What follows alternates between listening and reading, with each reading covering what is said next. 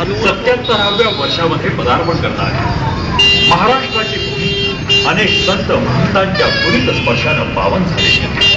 ही भूमी जिनं शिव छत्रपतींसारखा राष्ट्र निर्माता दिला, महात्मा फुल्यांसारखा समाज सुधारक दिला, लोकमान्य टिळकांसारखा द्रष्टा पुरुष दिला, सावरकरांसारखे असंख्य क्रांतिकारक दिले। तिने ज्ञानेश्वर, तुकाराम, रामदास, नामदेव, गोरा कुंभार, सावतामाळी यासारखी संतांची मांदियाळी दिली।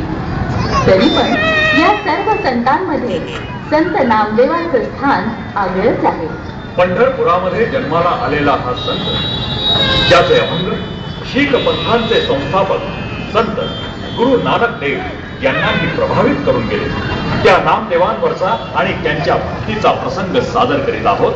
नामदेवाचा भक्ती महिमा। जमीन, पाणी, आकाश, अग्नी आणि वायू ही पंचमहाभूते ज्यापासून तयार झाली आहे, त्या चैतन्याला आपल्या धर्मात परमेश्वर असं म्हटलं जातं। तो निर्गुण आहे, तसाच निराकार आहे। पण सामान्य बुद्धीच्या मानवाला प्रार्थना करण्याच्या वेळी निर्गुण निराकार म्हणजेच देव हा लाकडात नसतो, दगडात नसतो आणि मातीतही नसतो। तो असतो कुठे, तर तो भक्तांच्या भावनेमधून निर्माण झालेल्या देवत्वामध्ये। नामदेवांचे वडील